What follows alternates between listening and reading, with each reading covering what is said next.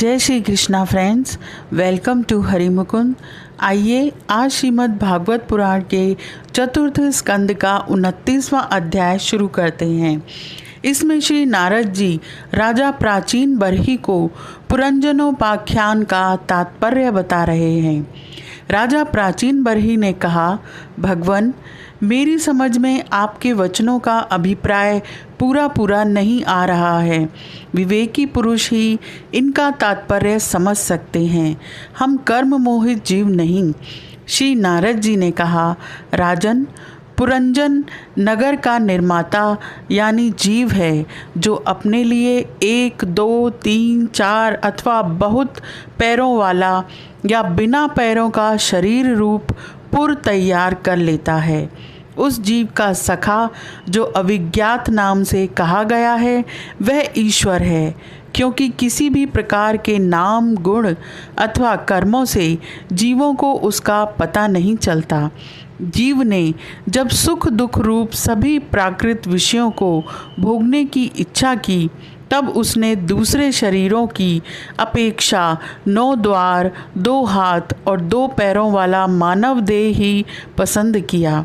बुद्धि अथवा अविद्या को ही तुम पुरंजनी नाम की स्त्री जानो। इसी के कारण देह और इंद्रिय आदि में मैं मेरेपन का भाव उत्पन्न होता है, और पुरुष इसी का आश्रय लेकर शरीर में इंद्रियों द्वारा विषयों को भोगता है। 10 इंद्रियां ही उसके मित्र हैं, जिनसे कि सब प्रकार के ज्ञान और कर्म होते हैं।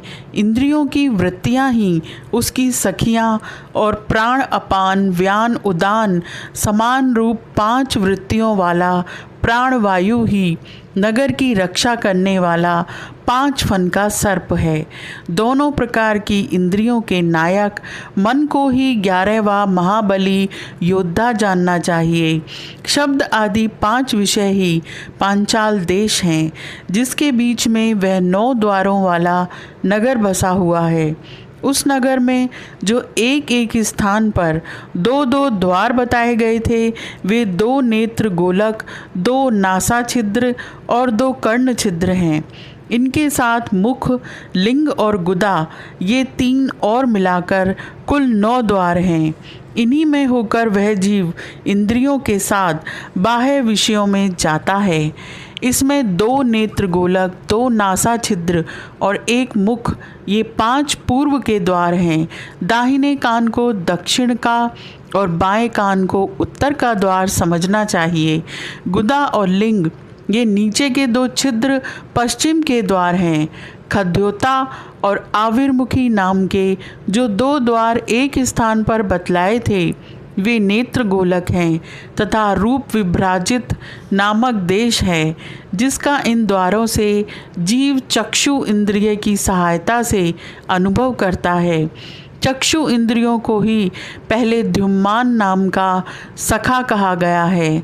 दोनों नासा छिद्र ही नलिनी और नालिनी नाम के द्वार हैं, और नासिका का विषय गंध ही सौरभ देश है, तथा घ्राणेन्द्रिय अवधूत नामक मित्र है। मुख मुख्य नाम का द्वार है, उसमें रहने वाला वागिंद्रिय विपण है, और रसेंद्रिय रसविद रसज्ञ नाम का मित्र है।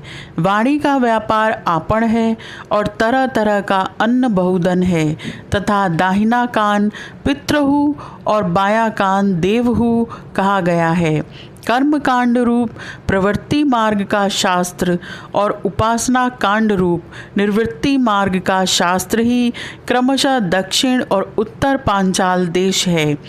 इन्हें श्रवणेन्द्रिय रूप श्रुतधर की सहायता से सुनकर जीव क्रमशः पितृयान और देवयान मार्गों में जाता है। लिंग ही आसुरी नाम का पश्चिम द्वार है। स्त्री प्रसंग ग्रामक नाम का देश है, और लिंग में रहने वाला उपस्थेंद्रिय दुर्मद नाम का मित्र है। गुदा निरति नाम का पश्चिमी द्वार है, नरक वैशस नाम का देश है और गुदा में स्थित पायु इंद्रिय लुब्धक नाम का मित्र है। इनके सिवा 2 पुरुष अंधे बताए गए थे, उनका रहस्य भी सुनो। वे हाथ और पैर हैं, इन्हीं की सहायता से जीव क्रमशः सब काम करता और जहाँ तहाँ जाता है। हृदय अंतःपुर है, उसमें रहने वाला मन ही विशुचि नाम का प्रधान सेवक है। जीव उस मन के सत्व आदि गुणों के कारण ही प्रसन्नता, हर्ष रूप विकार अथवा मोह को प्राप्त होता है। बुद्धि राजमहिषी पुरंजनी जिस जिस प्रकार स्वप्नावस्था में विकारों को प्राप्त होती है और जागृत अवस्था में इंद्रिया आदि को विकृत करती है, उसके गुणों से लिप्त होकर आत्मा यानी जीव भी उसी रूप में उसकी वृत्तियों का अनुकरण करने को बाध्य होता है। यद्यपि वस्तुतः वह उनका निर्विकार साक्षी मात्र ही है, शरीर ही रथ है, उसमें ज्ञानेंद्रिय रूप 5 घोड़े जुटे हुए हैं। देखने में संवत्सर रूप काल के समान ही उसका अप्रतिहत वेग है, वास्तव में वह गतिहीन है। पुण्य और पाप ये 2 प्रकार के कर्म ही उसके पहिए हैं। 3 गुण ध्वजा हैं, 5 प्राण डोरियां हैं। मन वाग डोर है, बुद्धि सारथी है, हृदय बैठने का स्थान है, सुख दुख आदि द्वंद्व जुए हैं। इंद्रियों के 5 विषय उसमें रखे हुए आयुध हैं और त्वचा आदि 7 धातुएं उसके आवरण हैं। 5 कर्मेंद्रियां उसकी 5 प्रकार की गति है। इस रथ पर चढ़कर रथी रूप यह जीव मृग तृष्णा के समान मिथ्या विषयों की ओर दौड़ता है। 11 इंद्रियां उसकी सेना है तथा 5 ज्ञानेंद्रियों के द्वारा उन इंद्रियों के विषयों को अन्यायपूर्वक ग्रहण करना ही उसका शिकार खेलना है। जिसके द्वारा काल का ज्ञान होता है वह संवत्सर ही चंडवेग नाम का गंधर्वराज है।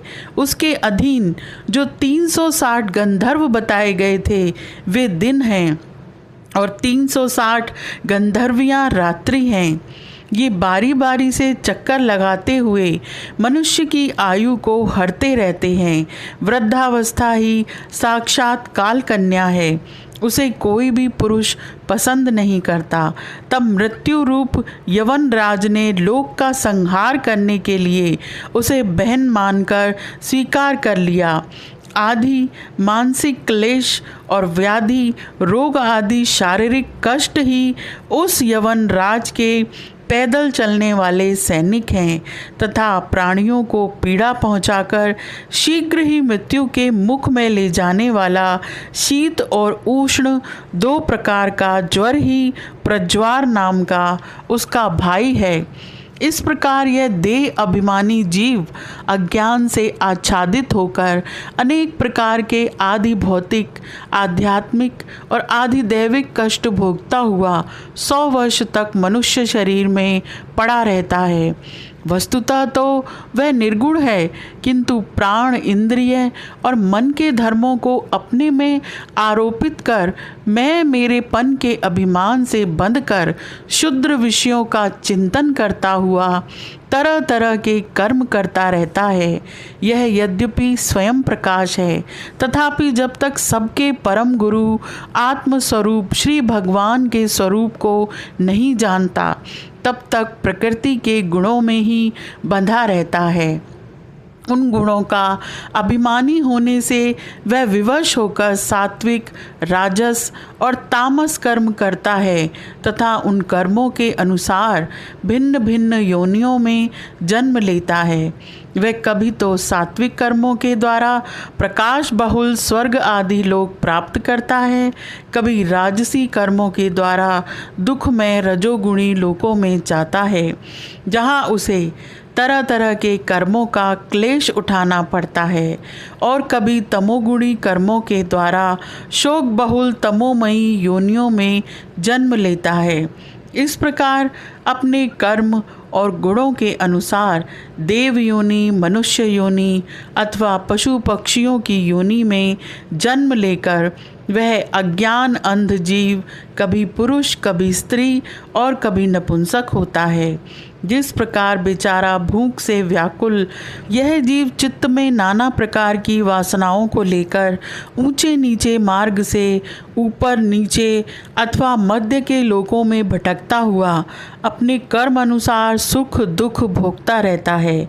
आधिदैविक, आधि भौतिक और आध्यात्मिक इन 3 प्रकार के दुखों में से किसी भी एक से जीव का सर्वथा छुटकारा नहीं हो सकता। यदि कभी वैसा जान पड़ता है तो वह केवल तात्कालिक निवृत्ति ही है। वह ऐसी ही है जैसे कोई सिर पर भारी बोझा ढोकर ले जाने वाला पुरुष उसे कंधे पर रख ले। इसी तरह सभी प्रतिक्रिया जाननी चाहिए। यदि किसी उपाय से मनुष्य एक प्रकार के दुख से छुट्टी पाता है तो दूसरा दुख आकर उसके सिर पर सवार हो जाता है। शुद्ध हृदय नरेंद्र जिस प्रकार स्वप्न में होने वाला स्वप्नांतर उस स्वप्न से सर्वथा छूटने का उपाय नहीं है, उसी प्रकार कर्म फल भोग से सर्वथा छूटने का उपाय केवल कर्म नहीं हो सकता, क्योंकि कर्म और कर्म फल भोग दोनों ही अविद्या युक्त होते हैं। जिस प्रकार स्वप्न अवस्था में अपने मनोमय लिंग शरीर से विचरने वाले प्राणी को स्वप्न के पदार्थ ना होने पर भी भासते हैं, उसी प्रकार ये दृश्य पदार्थ वस्तुतः न होने पर भी जब तक अज्ञान निद्रा नहीं टूटती बने ही रहते हैं और जीव को जन्म मरण रूप संसार से मुक्ति नहीं मिलती। अतः इनकी आत्यांतिक निवृत्ति का उपाय एकमात्र आत्मज्ञान ही है। यह अध्याय का पहला भाग यहीं समाप्त होता है। आज के लिए इतना ही। अगर ये कथा आपको अच्छी लगी है तो please like, share and subscribe my channel. Thank you.